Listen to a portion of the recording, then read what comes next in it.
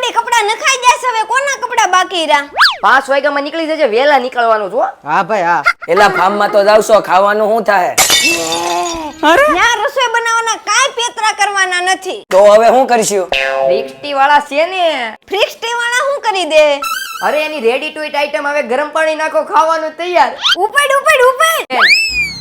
એ મારે ફાર્મ હાઉસમાં જવાનું હતું એટલે હું ફિક્સટી વાળાની નવી રેડી ટુ ઈટની આઈટમ લઈ આવ્યો. મારે હવે ફાર્મમાં જઈને ખાલી ગરમ પાણી નાખવાનું એટલે જમવાનું રેડી. તમે વિદેશ જતા હોય, કોઈ એક્ઝિબિશનમાં કે બિઝનેસ ટૂરમાં જતા હોય, ફિક્સટી વાળાની રેડી ટુ ઈટની 20 થી પણ વધારે આઈટમ મળી જવાની છે. ભારતનો ટેસ્ટ વિદેશમાં માણી શકશો. પાવભાજી, દાળ મખની, ખાવસા, દાળ ભાત, ચીઝ પનીર ગોટાળો જેવી 20 થી પણ વધુ અવનવી આઈટમ મળી છે. અને તમે તમારા હાથની તમારા ઘરની બનાવેલી વાનગી વિદેશ મોકલાવી શકો છો. તેવું રેડી ટુ ઈટ તૈયાર પણ કરી આપે. તમારા હાથના દાળ ભાત, કઢી ખીચડી, કેરીનો રસ, સબ્જી વિદેશ મોકલાવી શકો તેવું રેડી ટુ ઈટ પેકેટ તૈયાર કરી આપે. મને કેરીનો રસ ડ્રાય કરી આપ્યો. હવે આમાં ઠંડુ ગરમ પાણી નાખો એટલે રસ તૈયાર. સ્ક્રીન પર ફિક્સટી વાળાનો કોન્ટેક્ટ નંબર ને એડ્રેસ આપી દીધા છે, તો મુલાકાત કરી લેજો.